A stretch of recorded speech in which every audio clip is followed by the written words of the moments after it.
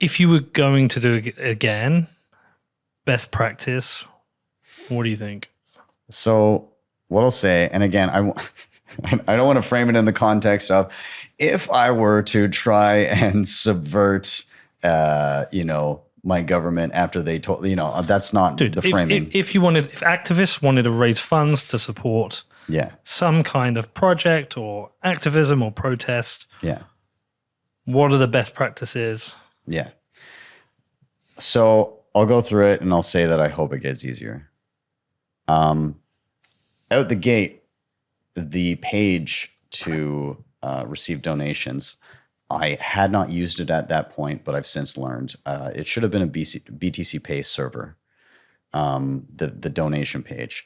Reason being, generates a new address every time somebody sends to it. Plus, you can accept Lightning donations. All of that is all there. Very easy to manage once you get it up and running.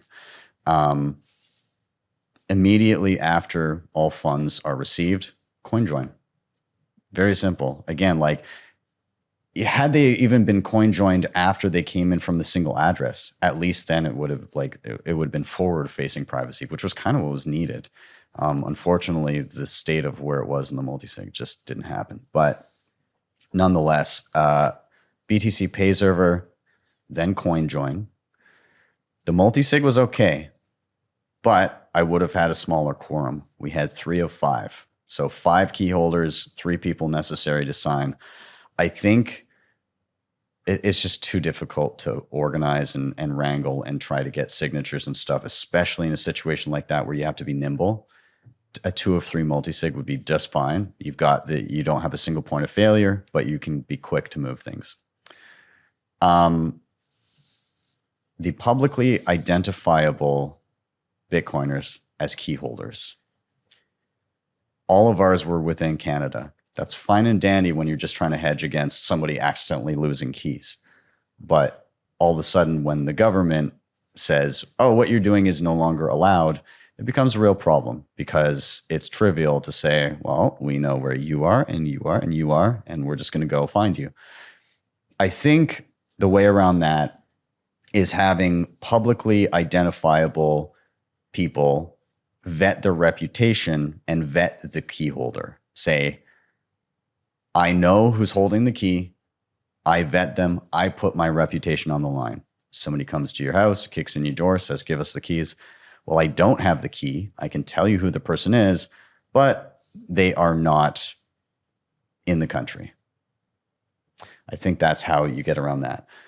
The method of delivery to the individual people on the ground, I thought worked fine. I thought packages like that work just fine. The other alternative is in a situation where something's actually needed, just go out and make the purchase for them. The money's already moved. It's already there, ready to, and just, buy what's needed. But yeah, I think the care packages worked just fine. That's kind of where I'm at is in terms of what I would do. BTC Pay server, CoinJoin, multi-sig with 2 of 3, vet the key holders rather than be the key holders, and then hand up care packages.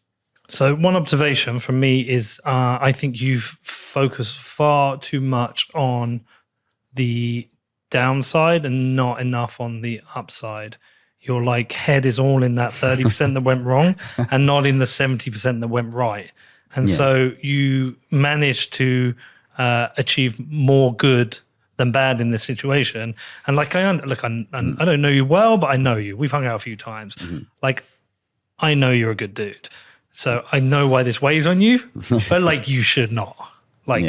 And take that forward in future situations, it. But I'm proud of you as a fellow Bitcoiner for what you did, because I think it's fucking great. Thanks, man. And one of the things that really struck me in I think May of this year, Gladstein had me out to Oslo for the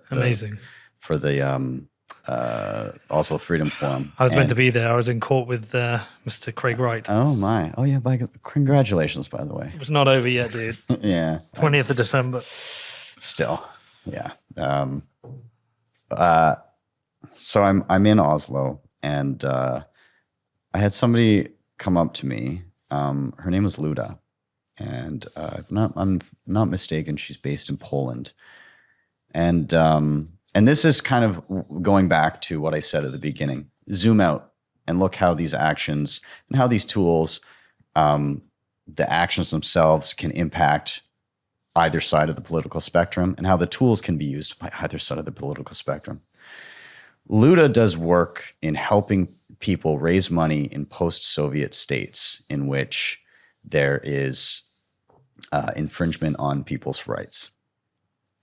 At the outset of the Ukraine conflict, she wanted to get basic protective equipment to individuals in that zone.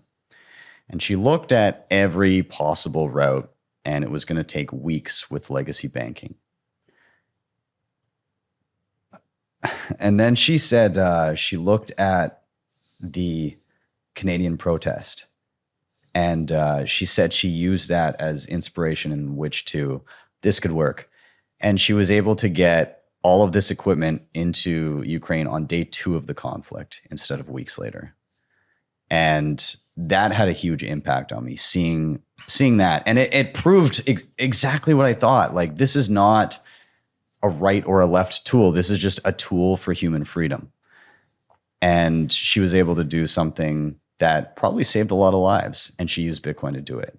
And she used the example of Canada to do that. Amazing. And that was like, that hit me.